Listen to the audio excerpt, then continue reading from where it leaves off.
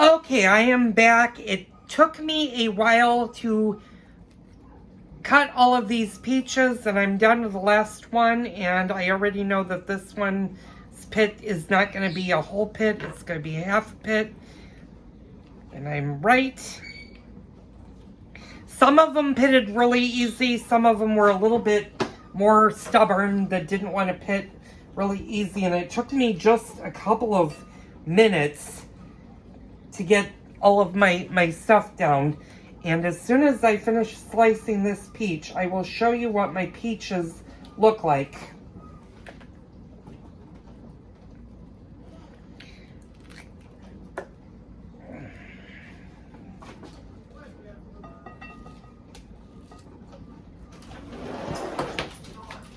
I put Abby.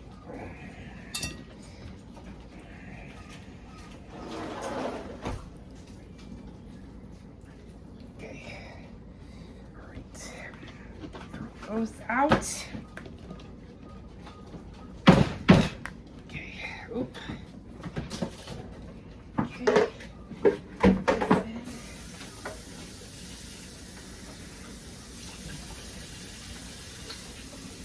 Sorry, I'm not talking. I'm just gonna clean this up so it's more presentable when I put you guys down, so you guys can view this and view this from the top. And there is no rhyme or reason you're gonna make a mess. Peach pie always makes a huge mess, no matter who's doing it.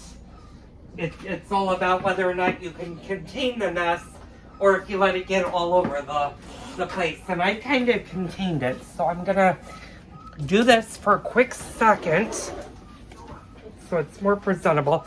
Okay, so this is all of my peaches for the filling, and they're just sliced peaches with lemon juice. Now what we need to do is figure out which recipe we're going to be using. I've decided not to do the Pope book.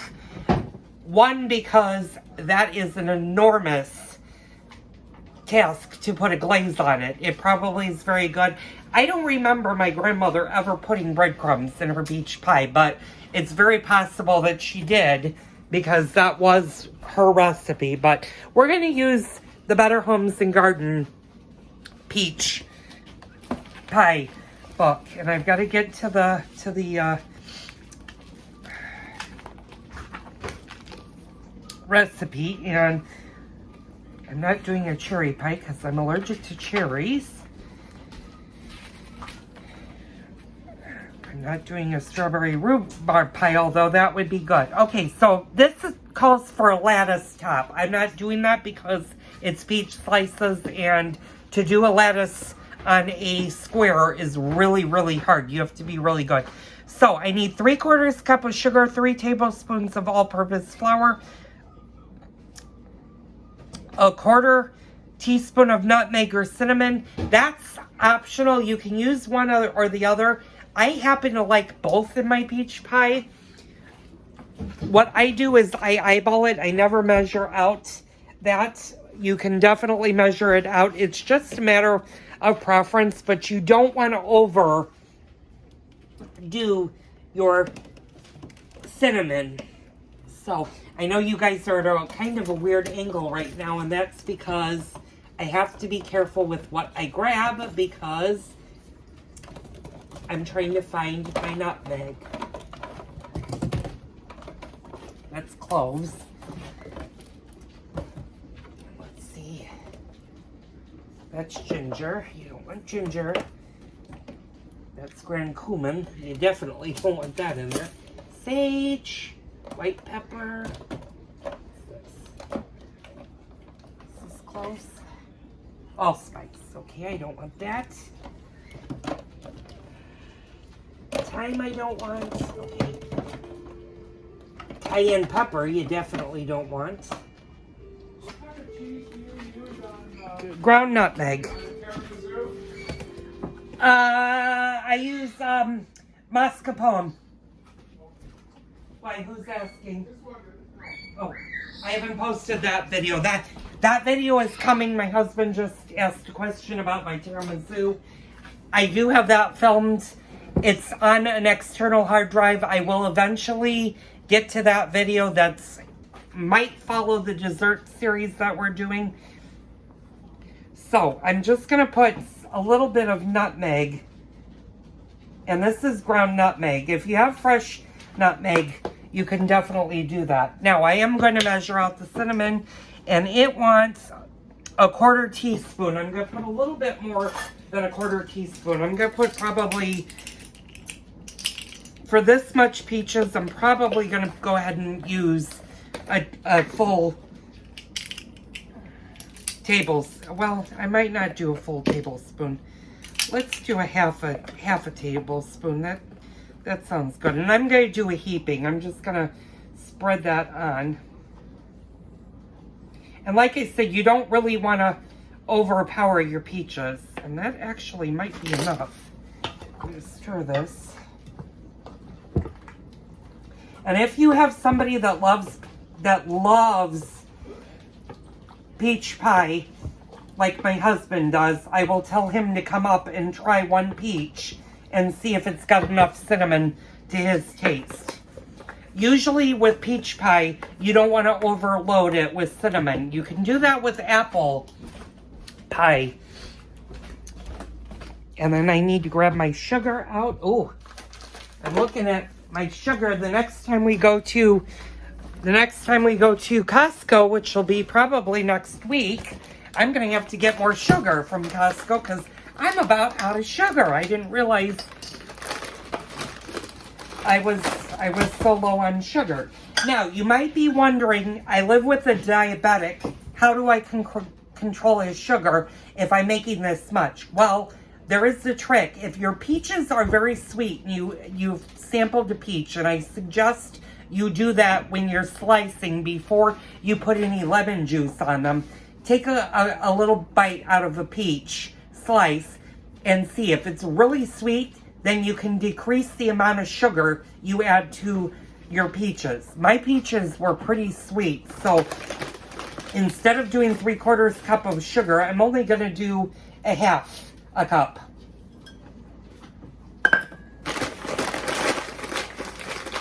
And that'll be plenty of sugar for the apple slices. Now, if your peaches are more on the tart side, then go ahead and add what the recipe calls for. Okay. And I need my tester up here.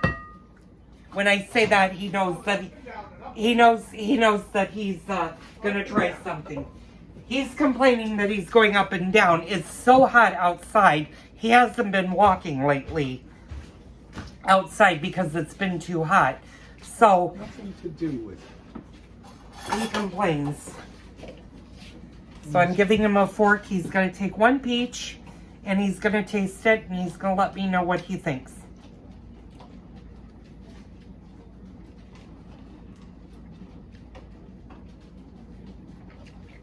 A little more.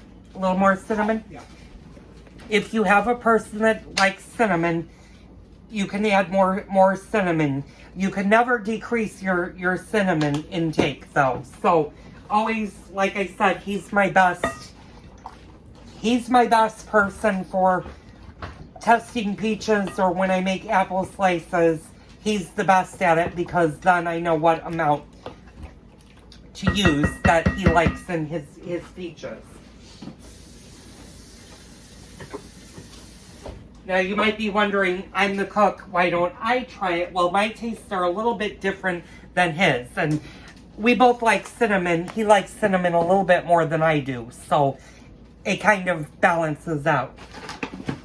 Now, to the mixture, what we're going to do is we are going to add, it's saying 3 tablespoons of all-purpose flour. This is a lot of peaches, so I'm going to use actually a 1/4 cup. And that might sound like a lot of flour, but you need something that's going to thicken the sauce. Otherwise, you're going to have a huge mess all over your oven because peaches will allow a lot of liquid to escape. So, now you can, if you don't like flour, you can also do this with cornstarch. Just keep in mind that you need to make cornstarch slurry to thicken, and you need to boil the liquid to make it thick.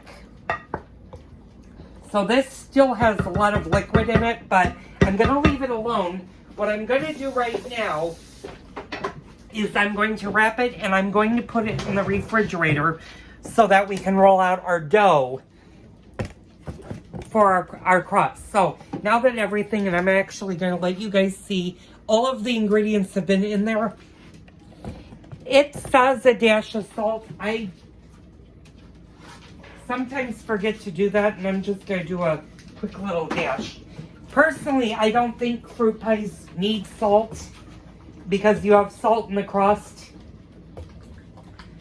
But, you know, some like it. And this is still a little bit thick. I may add just a little bit more flour to it just to thicken it up, because I don't want a lot of liquid, because what we're going to do is we're going to end up cutting this and we're going to make this into a slice. So I'm going to stop the camera for a second. I'm going to get set up so I can do the bottom dough that's going to go in the pan. I'll be right back.